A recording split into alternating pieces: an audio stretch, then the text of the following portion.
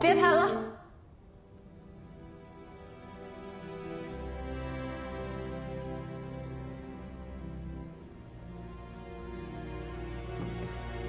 怎么了？不好听吗？我记得10年前，这是你最喜欢听的曲子。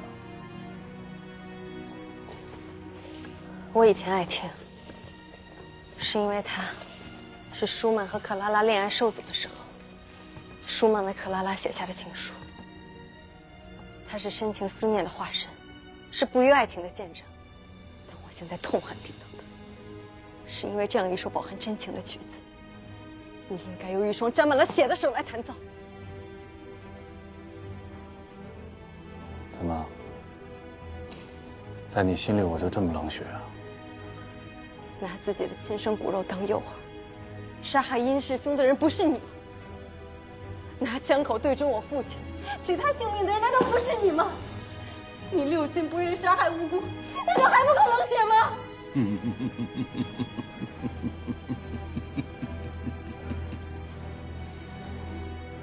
没错，你父亲就是下一个目标。但是要杀他的人啊，不是我。石铁成居然是小雪的亲生父亲。秦子书亲口跟我承认。哦，所以你猜测，在大世界和苏文谦一起来救人的人就是池铁成。对。上一秒钟还是要杀自己父亲的冷血杀手，下一秒就从天而降救了全家人。换成是谁，都要想当面问个清楚吧。不是我想不明白呀。苏文谦说他是要跟池铁成去搞生死决斗的，怎么突然间又转成什么联手救人了？他这是演的哪一出啊？我觉得池铁成可能一直不知道自己有个女儿，又或者说苏文谦向他隐瞒了这件事情。说是理由。你还记不记得小雪那天晚上离家出走？记得。苏文谦怀疑小雪是被池铁成绑架的。那既然小雪是池铁成的女儿的话，他干嘛那么着急？还有在决斗之前，他再三嘱托我，万一出了什么事情，一定要立刻保护好秦子书母女俩。那既然孩子的至亲就在松江的话，他为什么要把母女俩托付给我呢？所以只有一个可能性，那就是苏文谦隐瞒了小雪是池铁成女儿的消息。有道理，有道理。所以说两个人会联手来救人，而且池铁成他破坏了自己精心设计的刺杀行动，应该就是知道了小雪是他的亲生女儿，才会决定来救人，对吧？等一下。怎么了？如果4点钟你没有接到电话，请你马上去松江小学接上小雪，带子书和小雪去公安局，然后你会在公安局的信箱里找到2封信，一封是给你的，一封帮我给子书。走，回局里。怎么了？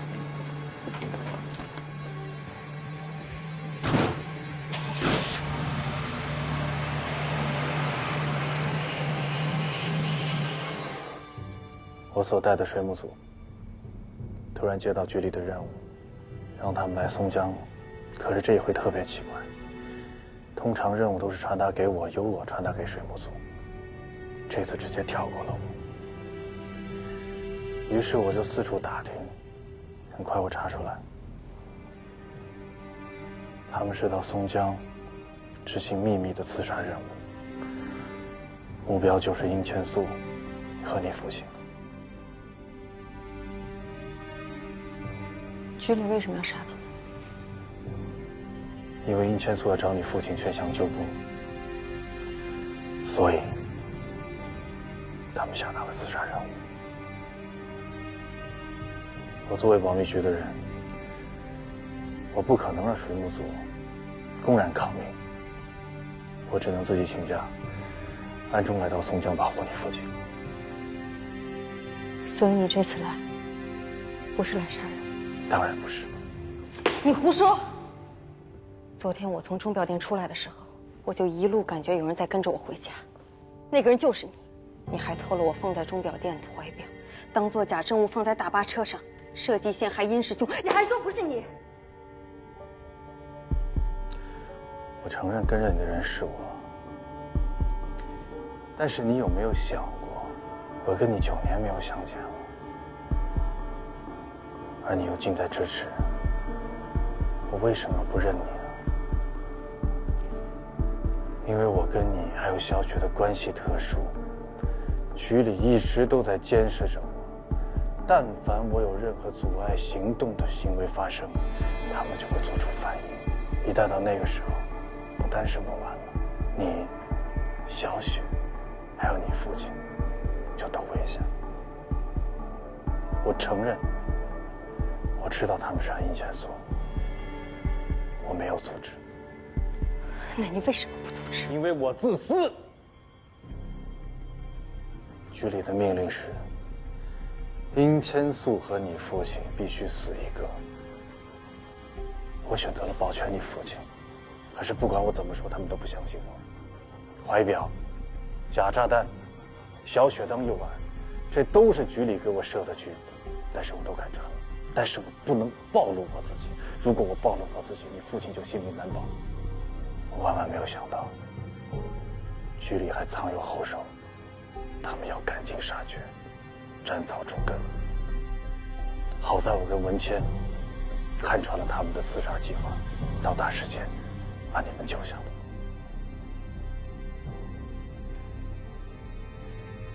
你说的都是真的？当然是真的。如果不是真的话，我为什么要和苏文谦一起去阻止刺杀计划呢？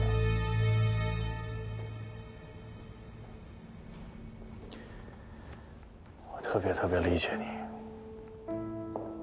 你肯定在生我的气。我知道，我这回回松江，没有和你和小雪相认，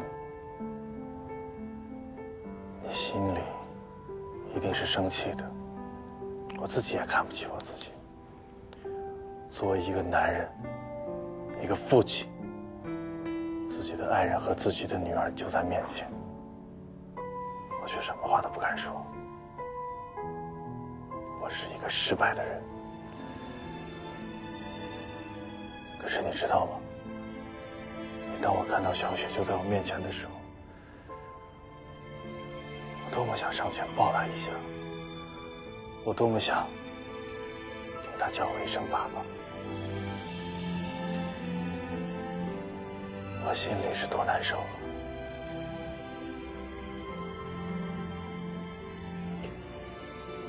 但是都无所谓，只要你、小雪和你父亲能够平平安安，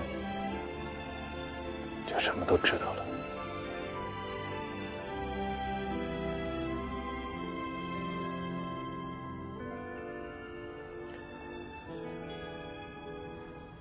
照顾好自己，保重。队长，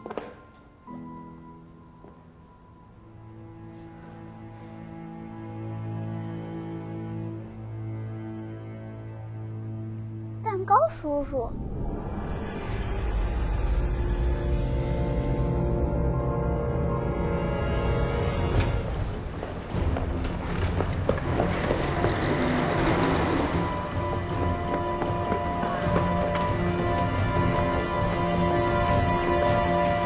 雪，知道他是谁吗？当然知道了，他是蛋糕叔叔啊。他不是蛋糕叔叔，他是你爸爸。我爸爸？小雪，到爸爸这儿来。去吧。来呀。雪，你平时不是一直喊着要见到爸爸吗？现在爸爸就在这儿，快去吧。小雪，来。快去。不对，他不是。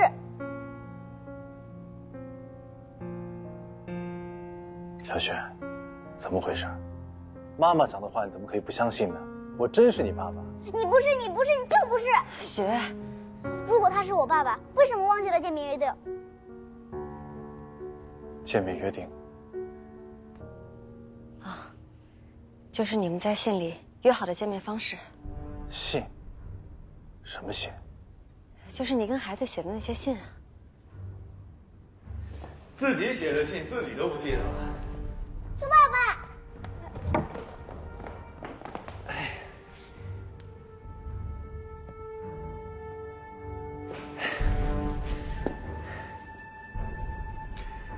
文娟，你告诉他，我是不是他爸爸？你别找我苏爸爸帮忙。我问你，第15封信里我跟你约定过什么？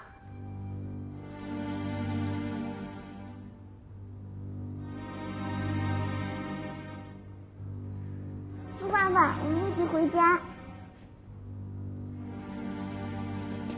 小雪，我现在还有点急事，不能跟你们一起回去。晚一点我就回去找你，好不好？妈妈的眼睛不好，你能不能照顾好妈妈，把妈妈送回家？能。我就知道小雪最乖了。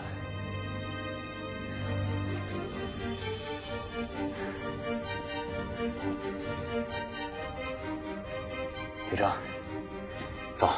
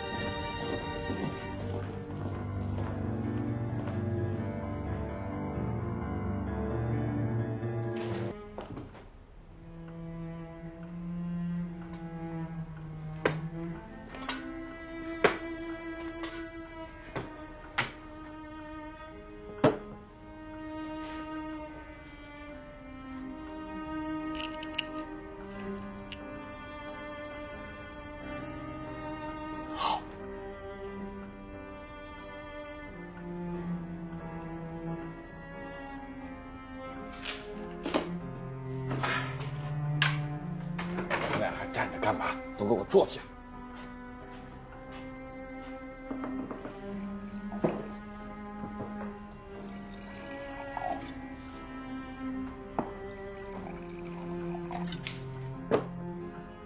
来，啥也别说了，让爷仨啊，先把这杯中酒给干了。等会儿，话没说清楚，这酒没法喝。这打也打了，喝也喝了，又怎么打？文倩，你要我问你多少次你才肯说呀？到底是什么信？信里说的见面方式到底是什么？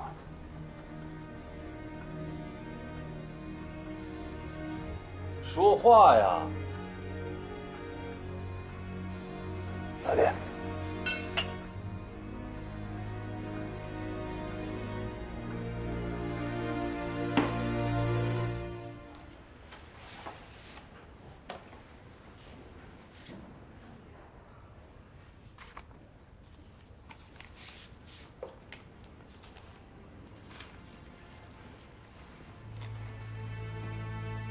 欧阳无法亲自前来，只能借信多说几句，请见谅。首先跟你说声谢谢，也请你代李局长、曹组长和专案组的同志表达谢意。这段时间大家对我的理解、宽容和包涵，我除了说一声谢谢，无言以表。但接下来我想说的是抱歉。之前由于各种原因，我屡犯纪律，辜负了教官一职，给你们的工作造成了很多麻烦，甚至还错怪你们，说过过分的话。但这些我已无法弥补，空余一声抱歉。日后愿你们一切平安顺利。另一封信请转交子书。之所以将信托你转交，是因为那封信中所写必将给小雪和子舒带来巨大而难以承受的打击。纵使是在写信的当下，我已不忍想象他们看信之后的痛苦和失望，所以只能在决斗之前麻烦你事后将小雪和子舒带回公安局，待他们安全得到保障之后，再酌情将信转交。尽管我知道人内心的痛苦是他人无法治愈的，但我仍想拜托你安慰看顾小雪和子舒，或许漫长的时日会让他们慢慢坚强起来，他们终有一日也将接受现实，重拾生活。但我希望在那之前你能给予他们力量和依靠。我又向你提出了不情之请，真是抱歉。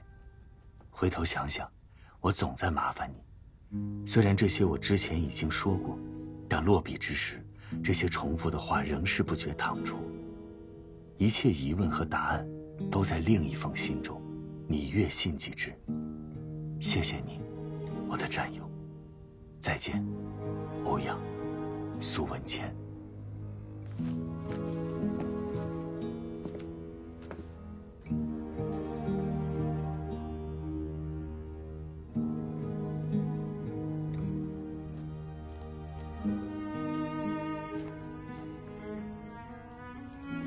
子舒，不能当面跟你还有小雪告别，请原谅。相逢必有终期，或许我们该学会接受和面对别离。纵使日后我不在，也请你和小雪照顾好自己，保重身体。3年的朝夕相处，我们早已如同家人，点点滴滴的生活细节，我都记在心中。这大抵便是人们所说的幸福了。于一个曾经犯下大错的人来说，本是不该，也不配拥有幸福。但小雪和你，用亲情给了我重新振作的勇气，也赐予了我新的灵魂。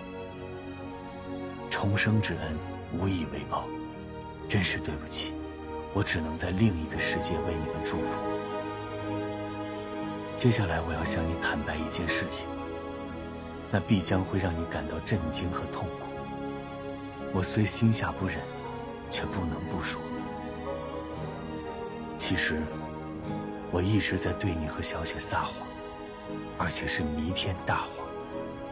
谎言从10年前便开始了。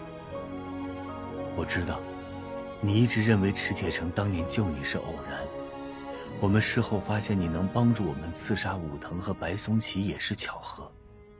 可事实并非如此。行，你要说当年，我就跟你好好论论当年。当时说要利用秦子舒，你是反对的，但最后呢，你不是也同意了吗？到现在怎么全往我身上推呢？到最后我把自己也给搭进去了，我找谁说理去啊？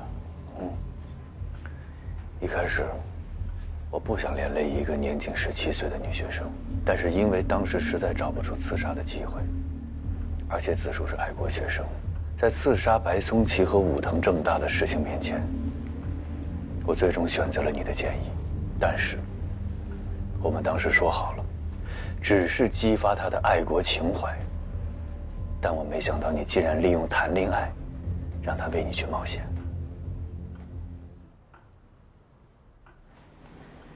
秦子舒是一个17岁的千金大小姐，没经历过什么大风大浪，你靠一张嘴跟她讲爱国热情，你是不是有点太天真了？你仔细想想，最后还不都得靠我吗？啊？可笑的是，我当时以为你情不自禁地爱上了他，但其实你对他只有利用，没有爱，甚至不顾他的死活。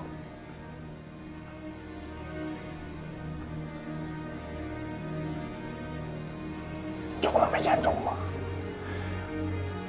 我们俩相处的挺好的呀。那我问你，子舒的眼睛是怎么瞎的？当时我拼命的在喊不要开枪，不要开枪，可你做了什么？我做什么？我都是为了任务啊。主目标是武藤，白松崎只是附带，能杀就杀，杀不了只要确保杀掉武藤就可以。1分钟之内干掉2个大目标，那不是很完美吗？你突然改变计划，哪怕是次要的目标，那行动不就不完美了吗？我以为你是因为太过于专注，没有听到我的提醒，或者你不知道子树就站在窗边，你的位置可以把窗边的一切看得清清楚楚，而且你没有挂电话，你明明听得见我的提醒，你明明知道子树的位置，你明明知道那一枪打出去很有可能伤到子树，可是你还是开枪了，因为你只在乎任务的完美，你只在乎你的自我满足，你不会顾及一个爱你的、为你不惜生命的女孩的生死，更何况她的一双眼睛。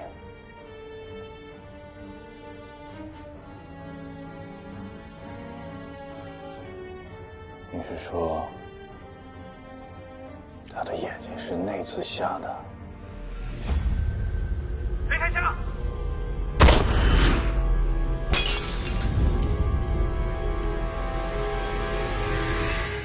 当时我根本不知道子树为了这次行动付出了怎样的代价。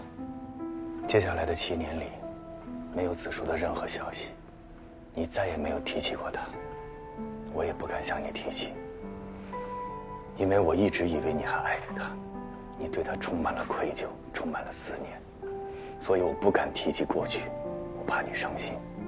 直到3年前，你让我回到松江配合你刺杀韩生明，行动的当天，我遇到了一个人。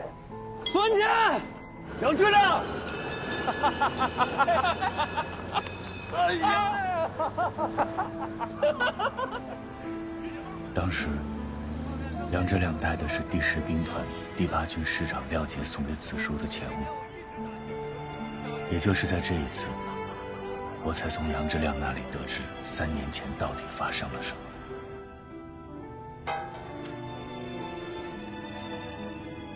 秦先生，据我们分析啊，秦小姐是因为玻璃碎片压迫神经导致的失明。至于后续怎么样，这个我们也说不准。目前只能在医院治疗观察一段时间，看看怎么样。哦，但是您放心，我们会尽全力的。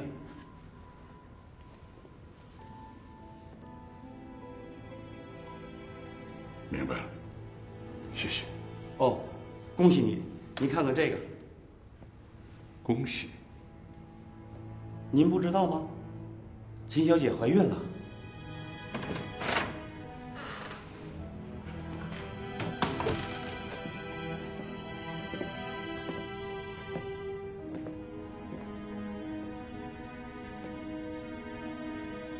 这孩子是谁的？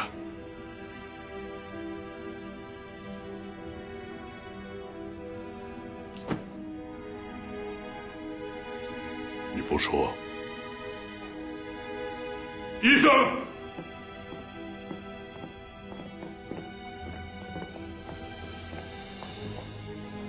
武藤白松崎遇刺之后，炮房里的子书成了唯一的追查线索，深受日本方面的怀疑。但迫于秦和年的身份，也因子书同样重伤，在查无实据的基础上，日军也只能以保护的名义监控子书。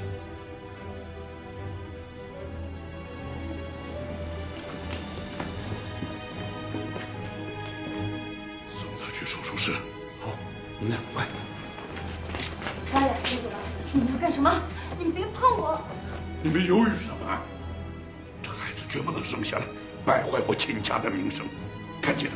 差点，我们走吧。你们别碰我，离我远一点。差点。当时，子书受到日本方面的监控，不能说出你们的信息，加上我们得到的消息，日本方面因不满秦老的态度，准备对其实行暗杀。秦老需要尽快离开松江，前往香港。假如子书说出实情，秦老就会因钱慢留在松江。子书没有说出真相，父女俩从此决裂。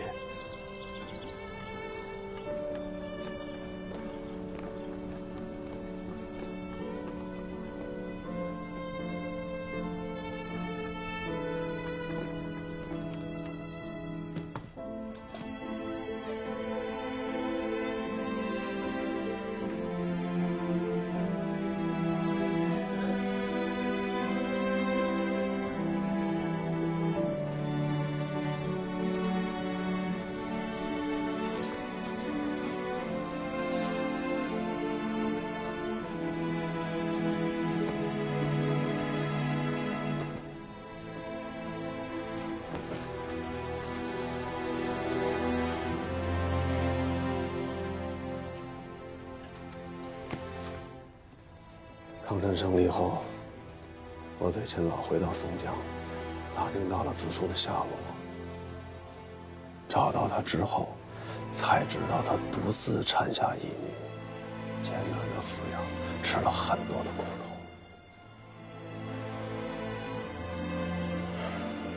其实这些年，秦老也曾后悔过，但碍于面子，不能和解。对于我偶尔提及的回家的话题，子舒始终是坚决反对的，拒之千里。今天我就是替廖杰来送钱和礼物的。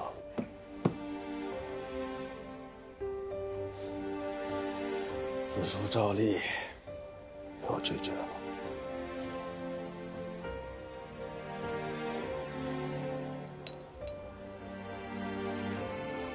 为什么？因为廖杰是秦老的养子。廖杰刚入伍时，子舒也就几岁，他俩虽然是名义上的义兄妹，但谈不上真正的兄妹情。在子舒看来，接受了廖杰的帮助，就等于变相接受了秦老的恩惠。他拒绝所有一切跟父亲有关的帮助。子舒就是想证明，他这么多年为之付出的那份爱情是真实的，是值得的。他一直对孩子讲，爸爸一定会回来的。他坚定地相信，一旦池铁城回来，他就可以向所有人证明，他没有做错。那天在杨之亮的帮助下，我找到了你们，我很感动，感动于你在如此困难的境地中，仍然坚守爱情，矢志不渝。当然，我更激动你和小雪多年的等待，终于有了结果。因为池铁城当时就在松江，如果他得知了你们的消息，一定会赶来一家人团圆，承担起爱人与父亲的责任。于是，我向小雪和你许下了承诺。那这事儿你可以告诉我呀。本来我是想告诉你的。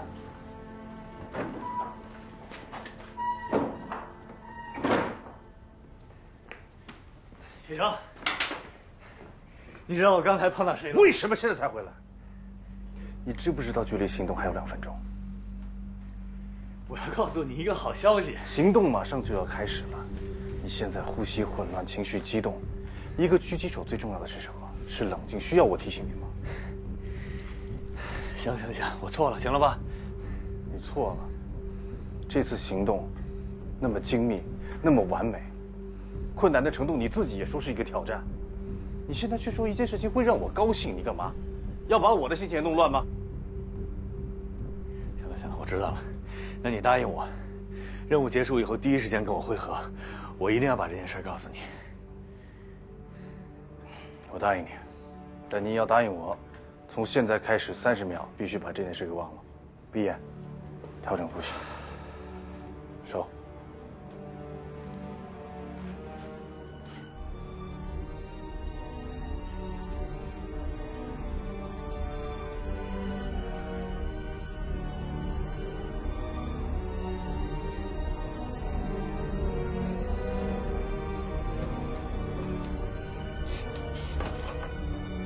准备出发。你说在行动之后告诉我，可你也没说呀。行动后，你是说在我知道你骗我杀了杨之亮之后吗？咱们俩的感情，一个姓杨的算什么？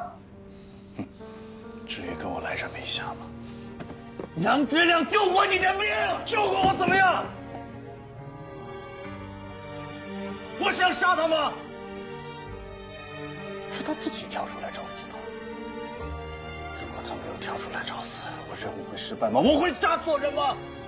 那你原本要杀谁？秦鹤年？秦鹤年怎么了？怎么了？他是子书的父亲。子书？什么子书？什么子书？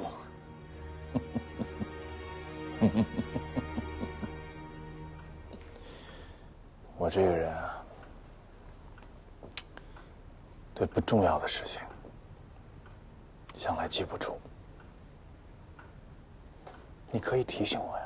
我没有提醒你吗？她呀，你说的是秦鹤年的女儿对吧？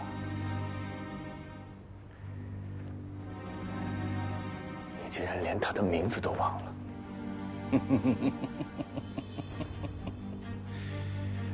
而且，她只是那次完成任务的一个工具而已。如果我每次完成任务都要记得那些工具的名字，那多伤我的脑细胞啊！我真是这么说的？你就是这么说的。一个17岁的女孩，豁出性命帮你完成了任务。她知道是因为你开的那一枪导致她失明，她也从来没有怪过你，反而她帮你保住了孩子，跟她的父亲决裂。她从一个不染烟尘的大小姐变成了一个生活艰难的单身母亲。这些年，她一直为你默默承受着，一直还在等着你。这样的女人，你既然忘记了她的名字，我还有什么必要告诉你？我怎么知道她怀了我的孩子？你是说你知道她怀了你的孩子就会不一样吗？废话！我告诉你，无论她多么爱你，付出了多少，牺牲了多少，她只有怀了你的孩子对你来说才有用，所以她在你眼里就是个工具，对吗？苏文谦！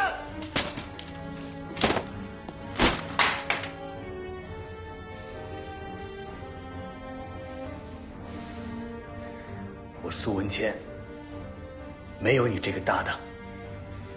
原来你当初跟我绝交，不光是为了杨之亮啊！你答应过我，要把我带到他们母女面前。我答应过你，但是我后悔了10000次。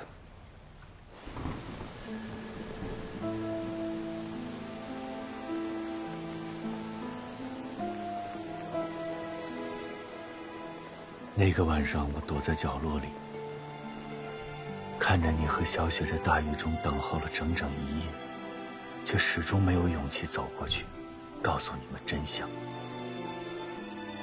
我痛恨我自己，我不仅违背了对杨之亮许下的承诺，还开枪杀死了他。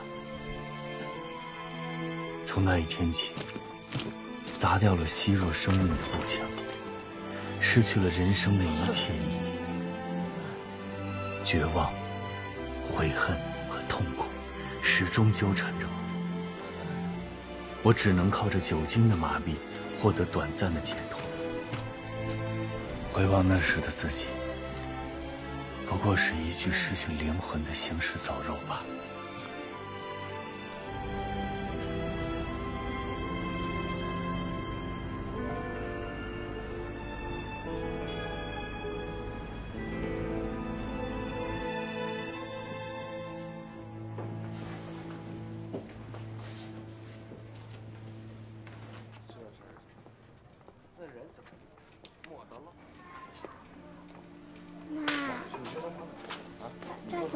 解放军呢？小雪，哎，秦老师，小雪，你们去哪儿啊？妈妈眼睛疼，我们去给她买药了。你外公啊，都快急死了，一直在家等你呢。我外公？是啊，还给你们收拾东西，准备搬家呢。哎，齐老师，您慢点。老帅，这个要带吗？打开看看。好。外公！你跑哪儿去了？外公急坏了。外公，你别担心，妈妈眼睛疼，我们去给她买药啊。哦。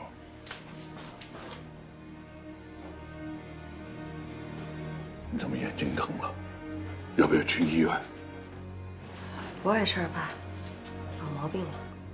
外公，你这是干什么？外公都帮你们收拾好了，这就跟外公回家去。这不就是我家吗？外公的家才是你们的家。不用了，爸，这儿挺好的。这儿好什么呀？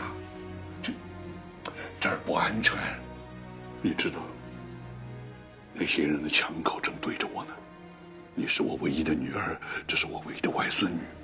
今天在大世界就差点出事，我不能让这样的事情再发生，所以跟我回家去。是啊，小姐，你们住在这儿，老帅怎么能放心得下？现在家里里里外外都很安全，有人保护。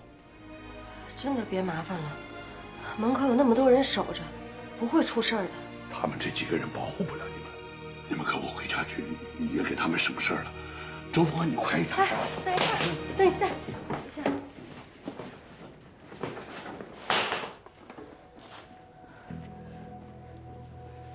爸，我知道你是为我们好，但我也请您能够尊重我们的意愿。我们现在哪儿都不想去，只想待在这儿。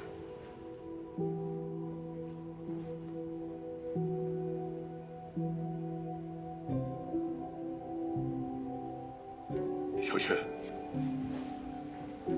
你跟外公走好吗？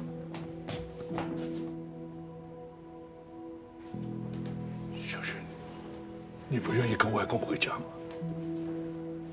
外公，你还是先走吧。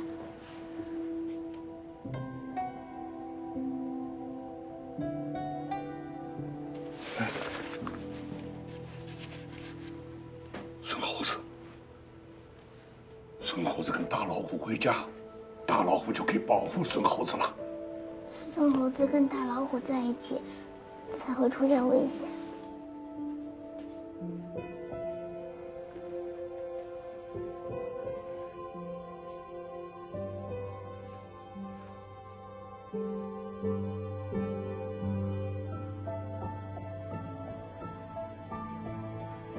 你说的有道理。没有大老虎的连累，孙猴子才是最安全。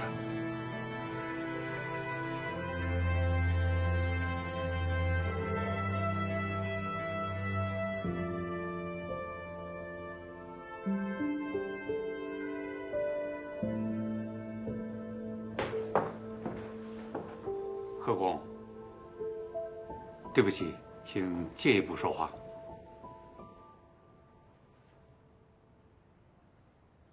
贺公，我们文市长有要事和您商量，现在正在赶往您家的路上，是不是请您现在回去一趟？什么事儿这么急啊？一是关于您的安全问题，另一方面，收到国民党中央社的消息，第10兵团取得衡州大捷，今晚9点将向全国播出铸剑仪式。文市长想跟您一起，根据现实情况商讨后续对策。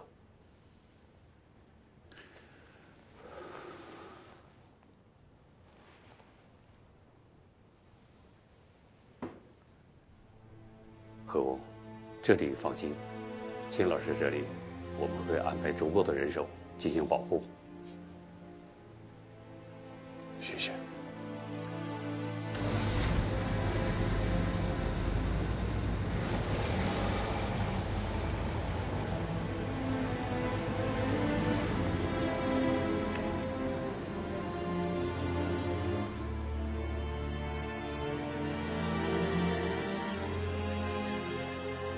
妈妈，我心里难受。外公会不会更难受啊？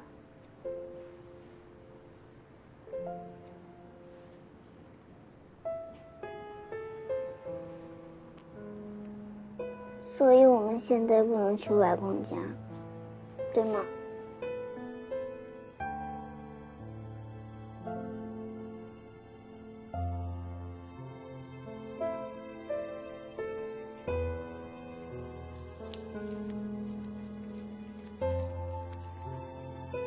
苏爸爸说，明天早上10点之前，如果看到蝴蝶风筝，1个小时之后，咱们就以搬回外公家的名义走燕子巷，他就中途接我们去见爸爸。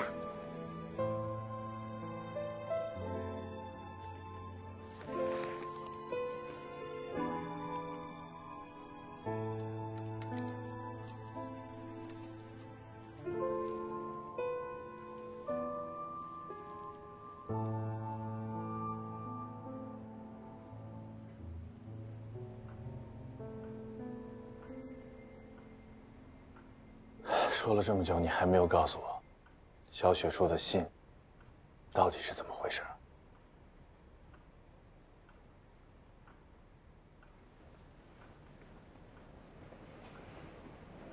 那是一个临时编造的谎言，但我没想到一编出来就收不住了。胆子挺大呢，没钱喝这么多酒。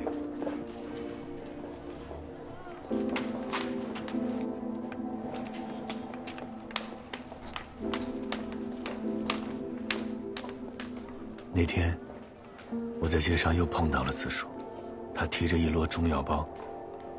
我不知道发生了什么，就悄悄跟她回了家，看到了发高烧昏迷的小雪。她那天淋了一夜的雨，就为了见到爸爸，发烧了我都不知道，最后就转成了肺炎。那天我们是遇到突发的状况，所以得赶紧撤离松江，就没有来得及过来。你们的工作性质特殊，能理解。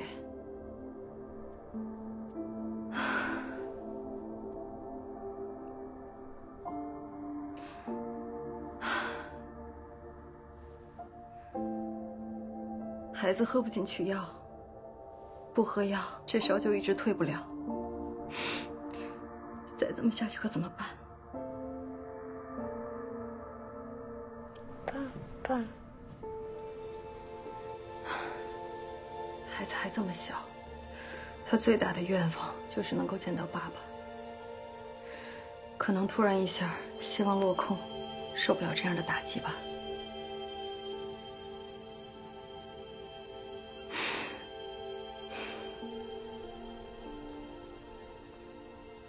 小雪，我是苏文谦叔叔，还记得吗？我是你爸爸最好的朋友。这次你爸爸因为临时有事情，不能来看你了，但是他托我过来给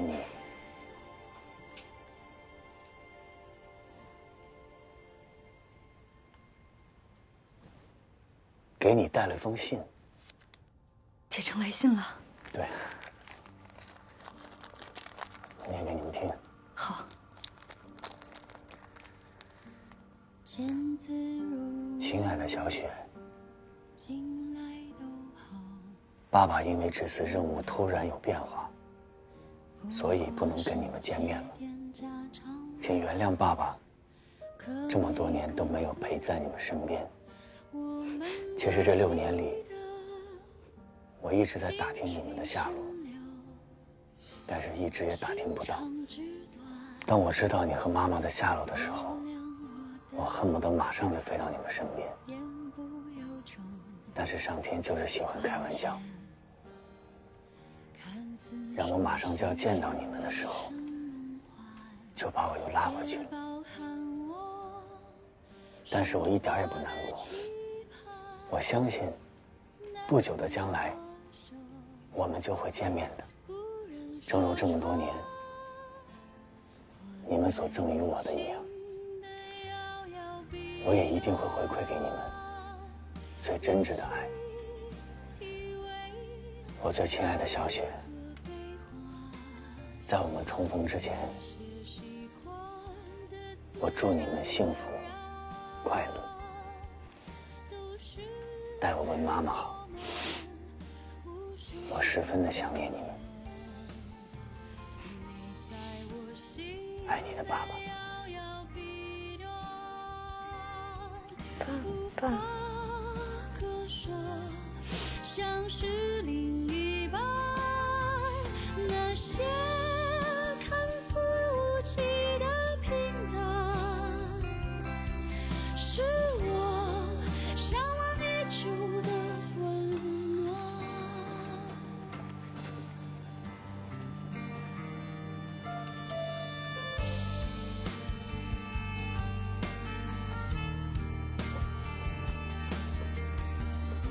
爸爸，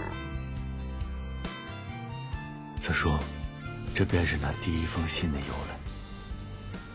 原谅我骗了你，可我当时无法面对一个在病中还盼望父亲的孩子。这一切都是我造成的。假如不是我给过你们虚假的希望，你们便不会如此痛苦。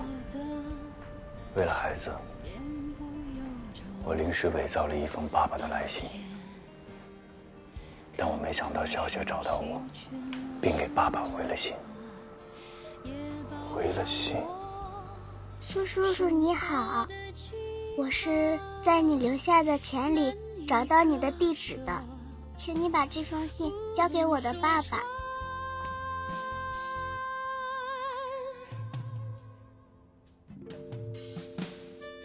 我没有想到一封伪造的来信，竟然点燃了孩子的希望。当我看到那封天真的回信，我就有一种强烈的冲动，想要为他做些什么。我不能辜负孩子的希望。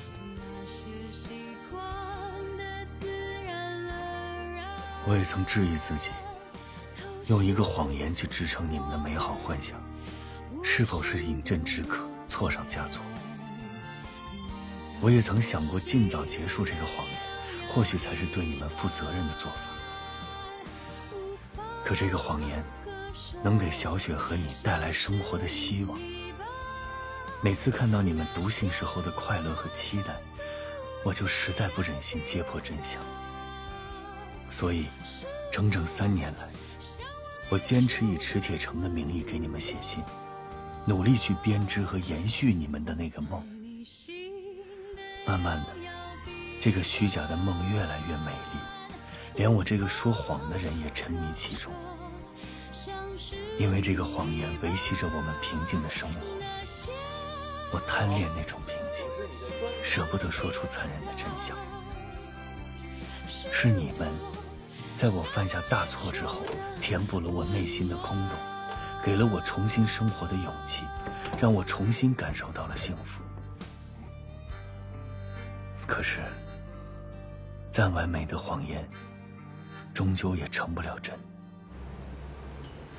现在到了我们面对真相的时刻了。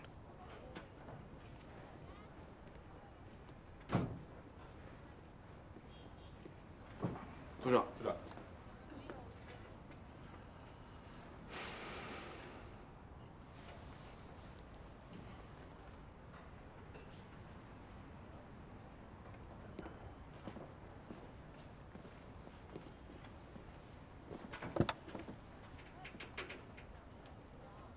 欧阳，怎么了？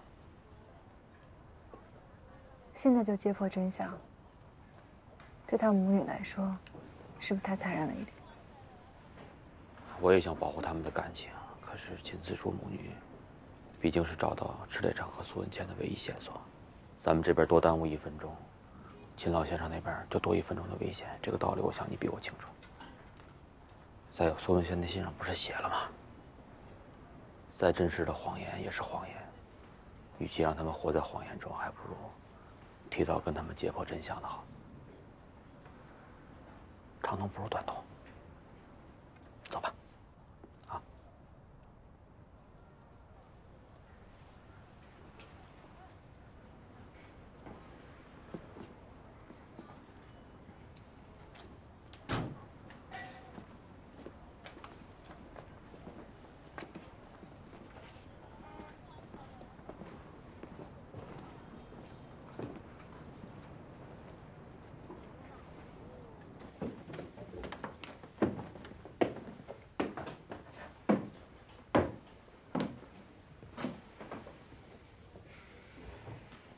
再见到爸爸，可不能再像今天这样了，知道吗？我今天怎么了？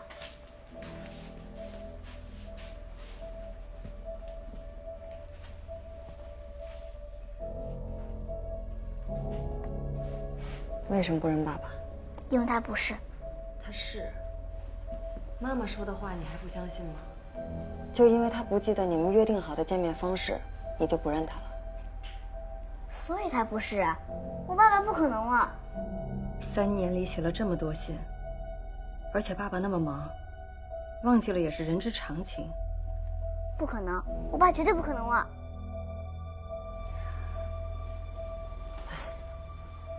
爸爸平时呢，工作很辛苦，每天都有很多事情要做，忘记了一些细节，你就不能原谅他了？再说了，就算是你，也不一定会把每封信的内容都记得清清楚楚吧？不，每封信我都记得一清二楚。信在哪儿？我陪你去取。取什么信？小雪说的信呢？不取信，我怎么知道她说的见面方式啊？不用取，每一封我都记得。苏文倩，你在开什么玩笑？小雪的回信，每一个字我都记得。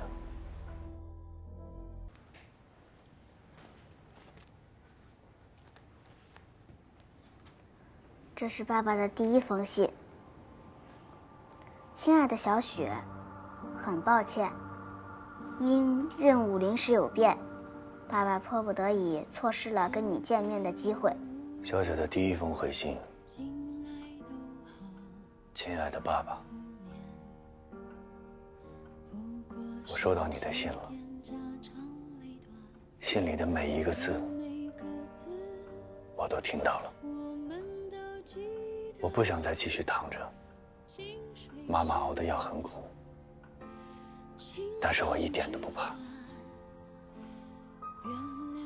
因为你希望我健康快乐，我要听爸爸的话，赶快好起来。你已经见过那位送信的苏叔叔了，对不对？那是爸爸的好朋友，是爸爸最信任的人。他长期留在松江，爸爸就想拜托他照顾你和妈妈的生活，这样我在外面能放心一些。不知道你和妈妈同意吗？这是爸爸的第2封信。小雪的第2封回信，亲爱的爸爸，再次收到你的信，我实在高兴得很。我已经叫妈妈教我写字，好给你回信，但我会的字不多，你不会介意吗？说心里话，一开始我并不同意你的建议，因为我和妈妈不需要除你以外任何人的照顾。苏叔叔啊！哎，快点，快点，这差你了。后来吧，我承认这个苏叔叔还是有这么一点用处的，不过嘛，也就是一点点。好吧，我就暂时接受你的安排，让这位苏叔叔先照顾妈妈，主要是照顾妈妈，我可不需要照顾。爸爸，我能请你帮我做一个风筝吗？因为妈妈和老苏都说你是世界上最厉害的人，我相信爸爸做出来的风筝一定是世界上最好看的风筝。每当我放飞它的时候，就像你在我身边一样。爸爸，你在外面也要保重身体，我会一直想念你的，爱你的小雪。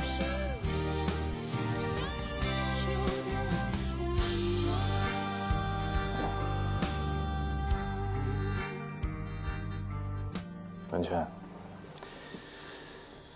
你就念了14封。小雪在教堂里说了，约定的方式在第15封信里。这个节骨眼儿你怎么就停住了呢？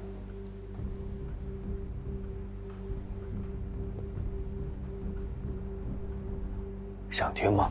这不是废话吗？赶紧的说。但我有条件。你怎么那么磨磨蹭蹭的？什么条件？第一个条件，放弃刺杀任务。第二个条件，退出暗杀组。以你的历史，在松江很难待下去，而且台湾也不适合子舒和小雪生活。第三个条件，尽快带他们离开松江，去香港或者美国。还有没有？就这3个条件。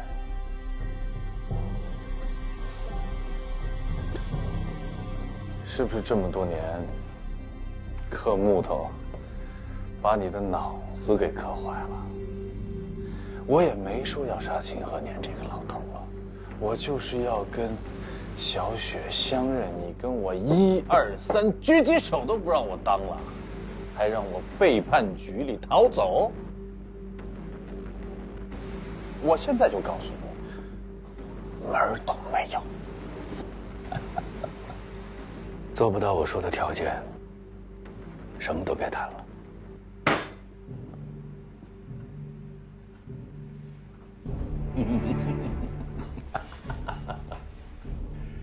苏文谦，你是不是太不讲道理了？我池铁城现在就是要跟小雪相认，你有什么资格出来说话？3年了，你知道秦雪是我的女儿，你都没有告诉我，我不跟你计较。我现在就是要和她相认，怎么了？那你去认啊。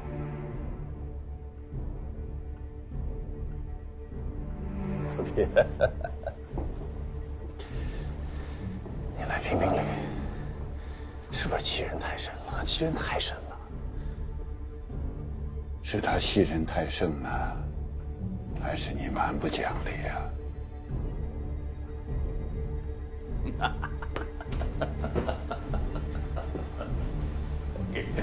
给忘了，你们俩是一边的，不讲道理，太不讲道理了。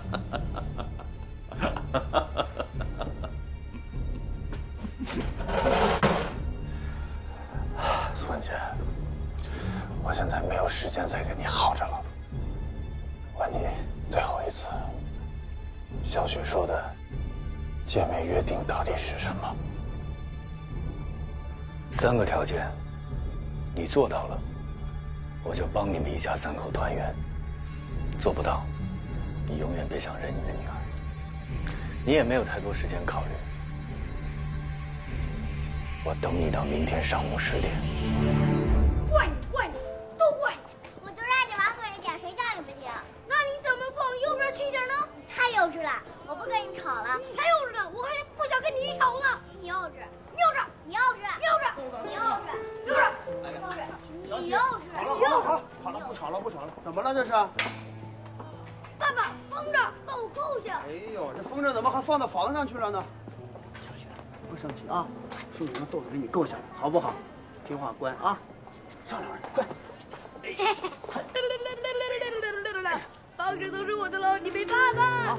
小雪够下来啊，小雪，哎，小雪，哎，小雪等一下，风筝够下来，叔叔给你送过去啊。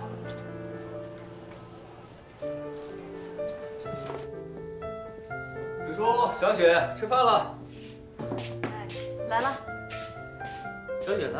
啊，她没在家吗？哦，没事，你先把衣服放屋里，我马上回来，我去找你。好。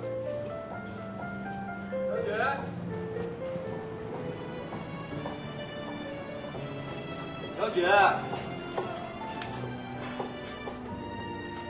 小雪。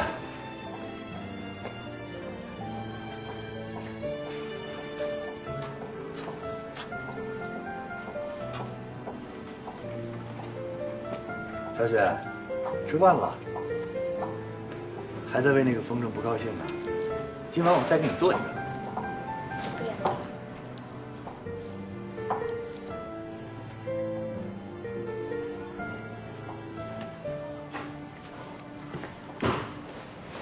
我给你做一个更大的、更好的。不能像金豆一样骑在大小的肩膀上，就算最好的风筝也没有用。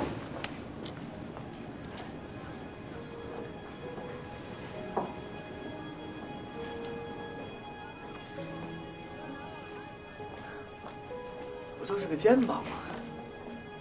我也有，上来。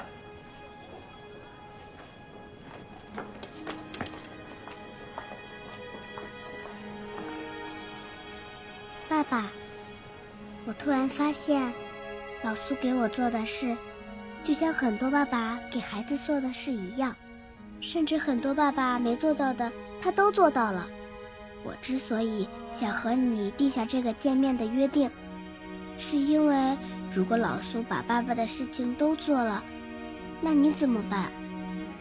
我已经想不出来还能给你留什么，只有这个，专属于你。这是我们2个人的约定，无论我们什么时候见面，只要你把我扛在肩头，我就能认出你就是我的爸爸。我再给你背爸爸的第17封信。好，小雪，别背了，妈妈相信你，都能记得住。因为这是爸爸给我写的信啊，有3年的时间。背这么多信不难，我还希望更多一些。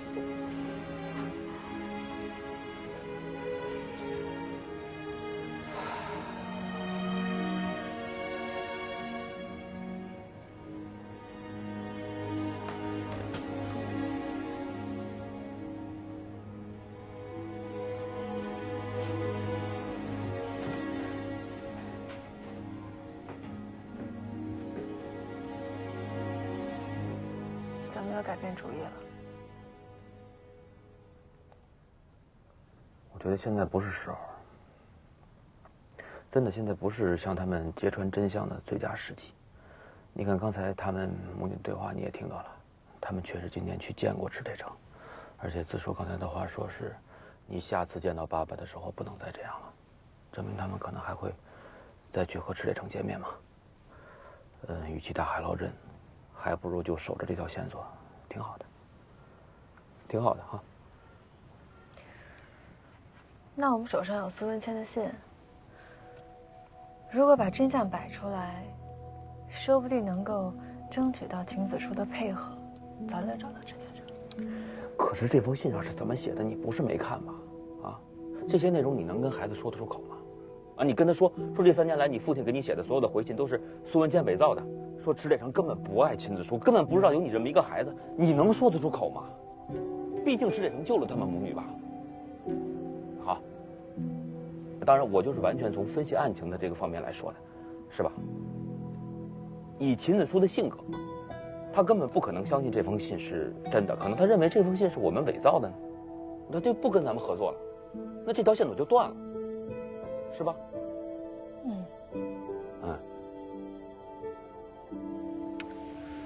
组长就是组长，干什么呀？走吧。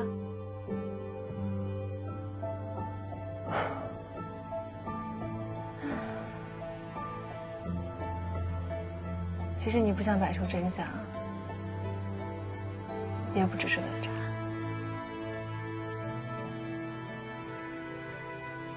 我跟你想的一样，真相早晚有一天会被揭穿的。如果是我的话，也不会选择这个时候。尤其是孩子正在念诵8本类型的时候。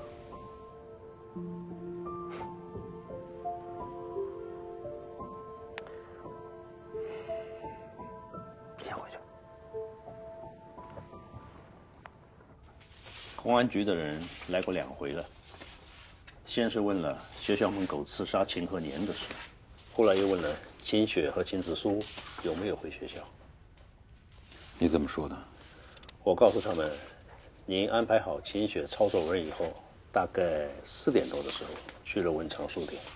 我跟书店的钱老板说过了，万一有人来问，就说你在书店看了2小时的书，6点多离开的书店。临走的时候，借走了一本亚东图书馆陶行知先生的《中国教育改造》，就这个，我给你放桌上。果然没有。什么没有啊？秦雪的学籍表。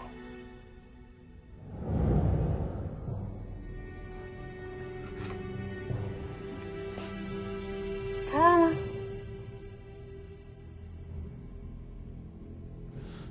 这水母组要偷一个孩子的学籍表干什么？学籍表能帮他们完成任务啊。恰恰相反，他们要阻止完成这次任务。这么说啊？你想啊，先是水母组那个姓单的女的莫名其妙的到了我办公室来了一趟，然后紧接着计划就发生了变动，要用车上的孩子做文章。搞了这么一大堆以后，炸弹却是个假的。还有，今天行动之前，史铁成特意吩咐他那几个徒弟不要伤着秦雪，最后甚至取消了行动。这还不算，最后救下子书母女的正是母鱼。您是说判官组合里那个木鱼？对，就是他。可是老哥呀，你万万不会想到，这个木鱼是谁呀？谁呀？他就是天天到咱们学校门口接送秦子书母女的那个老曾。是他？对。老哥，秦雪刚刚过完9周岁生日吧？啊，你算一下时间，秦子书是什么时间怀上她的？应该是民国28年9月份。那正是水母和木鱼在松江刺杀武藤和白松岐的时间。您是怀疑秦雪是水母或者木鱼的孩子？我当年在军统机要处当处长的时候，看过他们2人的档案。我隐约还记得，水母在执行那次任务的时候使用过美男计，但是具体施计的对象是不是秦子书，我还向局里申请查看档案。站长，水母在局里的档案是绝密的呀，不是那么容易可以查的。现在的行动已经失败了，共产党已经把秦和年严密的保护了起来。如果再由着池铁正这么瞎折腾下去，任务也有可能就彻底完了。情况紧急，局里应该会同意的。我现在就要向局里发电报。哎。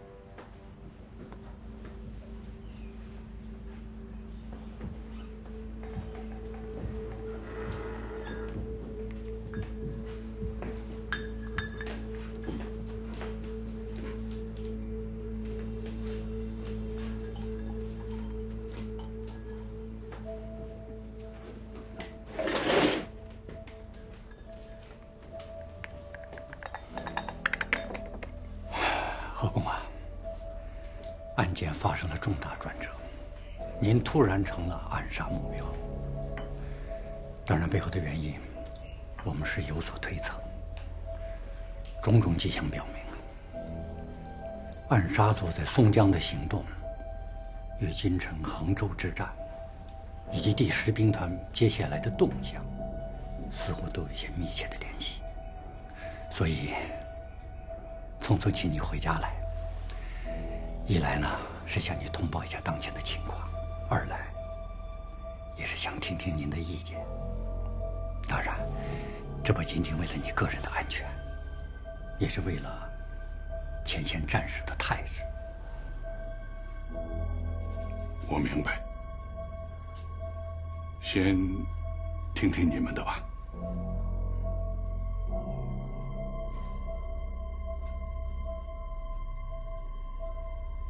秦老，从我们最开始抓捕叶观音的时候，我们所掌握的一切暗杀线索和证据，都直指当时从两湖地区赶回来的殷千素先生，而且我们知道敌人背后的真正目的是要阻止唐思源起义，促成10兵团去救衡州。就在昨天，殷先生遇刺，唐思源起义失败，10兵团救援了衡州。按理说敌人他们最开始设定的这一切的目的都已经达到了，也就是说水母暗杀组的任务也结束了，他们应该已经潜逃。但非常奇怪，就在今天，水母暗杀组再次出现，分别在松江小学门口和大世界对您进行了2次暗杀。我们也掌握了最开始水母暗杀组的主要成员池铁城到松江的落脚点，并不是在监视殷家，而就是通过这里。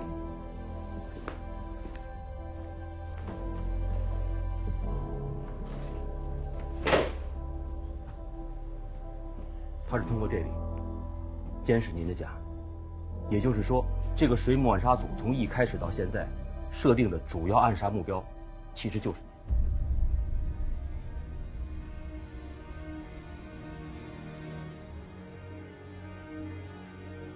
这倒是说不通了。他们如果一开始就想杀我的话，为什么到今天才有动静呢？这几天他们想要动手的话，机会有的是啊。是啊，何公，据我们分析啊，是敌人在监控当中了解到您遇击自首，忠于信仰，不与我们合作。同时，你也拒绝了与殷千树的沟通。既然这么大的决心，那么也就不存在你帮助唐思源起义的可能，所以对你也就不可能有什么动手。怪不得千素死之后，老蒋还派人专门送来他手抄的《烈女操》。哦。他们达到目的之后，反而转向想杀我。是不是我没有顺他们的意，出席在了千素的葬礼上？可我一个老头子的态度对他们很重要吗？千素死了，衡州的仗也开打了，老蒋的江山都丢得差不多了，难道他眼里容不下我这个傻子？应该不是这个原因。那是为什么？敌人放弃了最擅长的狙击暗杀手段，在2次行动中刻意制造意外事故，显然是不想留下过于明显的暗杀证据。而现在，暗杀行动和衡州的局势又有千丝万缕的联系，所以我们有理由推测，他们是在忌惮楚军的将领们，尤其是廖杰廖军长的情绪和态度，所以才不敢公开行刺。有没有搞错？小兔崽子早就跟我翻脸了。何公啊，父子一场，终究还是打断骨头连在筋呢。要说廖军长对你从来不在意，这于情于理也说不通，更何况敌人也不会相信的。毕竟您是楚军的元老，对士兵团的影响那是巨大的呀。可是你们也说了，汤思远的计划没有实现，第10兵团也参战了，那么到头来还往我这儿费什么劲儿呢？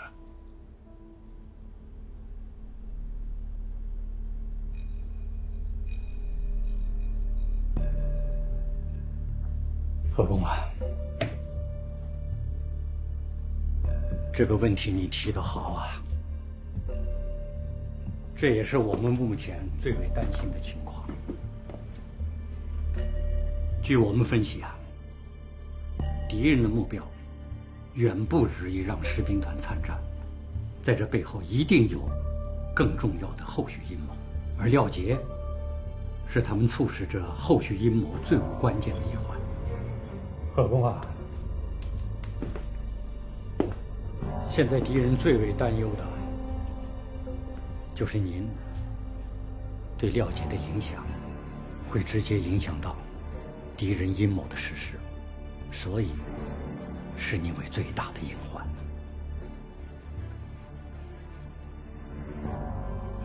后续阴谋，你们有什么线索吗？